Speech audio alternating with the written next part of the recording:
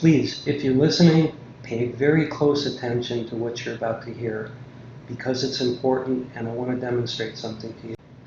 My name is Philip Macko, and this is an important episode because in today's episode, we're going to talk about AI voice and video cloning. And listen, if you haven't kept up on the trends, it is far more prevalent, it is far easier to take something off social media, take a video you've recorded on YouTube, whatever the case may be, to recreate your voice in such a convincing manner that people listening to that voice sample are going to think it's you. And it's immediately reactive to you as well. So you may get a recording on the phone that sounds convincing, but you may be talking to someone that you think is a relative or a friend, someone that's in trouble, government agent, and the reality is it could very well be AI. Ladies and gentlemen, what you just heard was not my voice. Simply what I did is uploaded a 10-second recording of my voice to a free AI voice cloning tool, typed in the script that I wanted it to read, and what you just listened to was that recreation on a free tool. The reason I wanted to share that with you, and I hope you don't feel like there was a bait and switch here, but I think it's important to recognize that using free tools, such as I just did, recreated my voice so effectively. I hope you agree, because I listened to it. It sounded just like me. The reality is cybercriminals have access to far more sophisticated, far more intelligent tools. And these tools can react in real time based on their programming. They can respond to you, but they can interpret a copy of your voice to sound exactly like you and to respond in the ways that you would. And the way that this is done is they're getting you on the phone, seemingly innocuous calls. Maybe it's a quick job interview opportunity. Maybe it's outreach from a financial institution, whatever that may be. Recording you on the other side of that call to get your reactions to things, right? So they get a little bit of emotion interpreted into your voice. They can also be pulling your voice from, YouTube videos you might post, Facebook videos you might post, things that you might put on LinkedIn. Whatever the case may be, if they can capture your voice, they can recreate your voice to some pretty nefarious ends. So we're going to talk about how voice cloning is being used to attack you.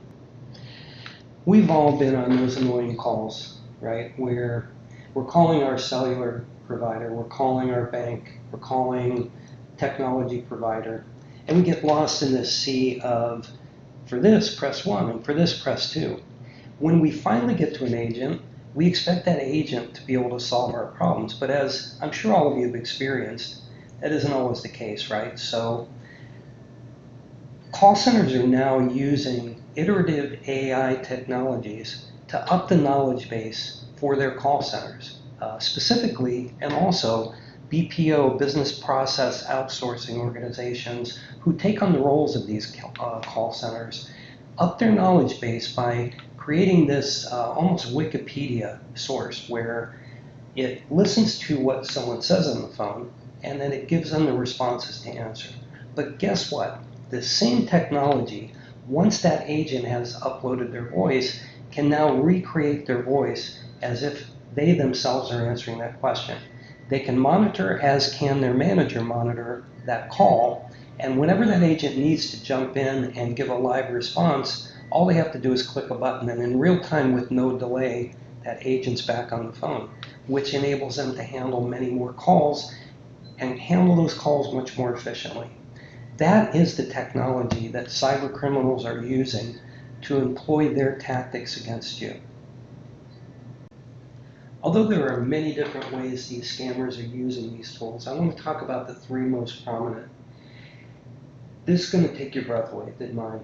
And again, piss off meter, 12 out of scale of 1 to 10. When I heard about this, there was a woman who lost $180,000 to an AI-generated Brad Pitt impersonation. And this just happened within the past week or so. So the first way that cyber criminals are using this AI voice cloning and video cloning technology is to create celebrity impersonations. I talked about a case in one of the previous episodes where a woman in South Korea was convinced that Elon Musk had fallen in love with her. She'd gotten direct messages on social media, engaged, had a few phone conversations, eventually a video call, convinced it was Elon Musk, who, world's richest man, asking her for money, sent $50,000 before she realized she's scammed. So the first attack is the celebrity impersonation. The second one is legitimate government agencies. So, and this is not to cast aspersions from people around the world who speak English with accents. Certainly when I traveled to Brazil, I have an American accent, right? And if I traveled to India, they'd hear an American accent as well. But when people from foreign countries are calling into the US, we're oftentimes suspicious because of the amount of spam and scam calls we're aware of and we've received personally. So scammers from other countries can impersonate a perfect English voice. They can spoof phone numbers from the Social Security Administration, from the IRS, from any government agency, any bank. They can appear reputable. They can sound convincing. Their scripts not only are well structured, well developed, but also plugged into AI so that there's a natural English speaking voice speaking these things. So number two, government agency impersonation. This is social engineering, social proof at its highest level. Number three, and probably the worst of all, is the grandparent scheme. And if you don't know about what that is, it's important you listen. Grandparent scheme is what it's being called, but it can be employed against parents, loved ones, friends, even business associates. And what happens is, cybercriminals grab a voice, they interpret it in AI, they plug in their scripts, and they make a phone call. As an example, a couple in Pennsylvania received a call from someone purporting themselves to be a police officer who said, "We have your daughter in custody. She was drunk driving. She hit a vehicle with a pregnant mother and her child in the car. She killed them both. She's in serious trouble. We want to put her on the phone to talk to you." And they put on this AI version of this daughter's voice, so convincing, crying under stress, that the parents immediately believed it and interviewed the next day after the scam was realized, said it was our daughter. We thought it was our daughter. $34,000 later, they discovered it was a scam. So the three types, again, that celebrity impersonation, government or legitimate business agency, and the grandparent impersonation scam. Those are the three to watch out for. So now I want to give you very common sense tips on how to stay safe. And before I do, I want to throw out this disclaimer. I did not record this video intending for some wild new revelation on how to stay safe. Actually, that's the simplest part of the equation. I recorded this video to raise your awareness about how easy it is for cyber criminals to steal a voice of your loved one, a government agent, even a celebrity, and how convincing these things actually sound. Now let's talk about the easy solutions. And look, let's start with the celebrity scam. Listen, I live a modest life, and it would be so cool, even though I'm married, for a beautiful celebrity, Scarlett Johansson, to reach out to me on social media. The reality is that's not likely to happen, right? So if you are ever approached by someone purporting to be a celebrity, as convincing as it may be on voice, on video, yeah, the likelihood is it's not them. And all you have to do is ignore it. As it relates to government calls and official agencies, ask them to verify their identity, right? Furthermore, and even a better practice is just disconnect that call.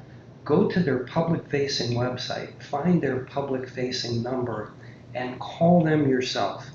Now make sure you're not clicking on an ad link, because what I disclosed in a couple episodes ago is that cyber criminals are actually creating fictitious but realistic looking sites, and they're posting ads for these sites. They're either on the Google search itself or within a legitimate website where they're posting an ad.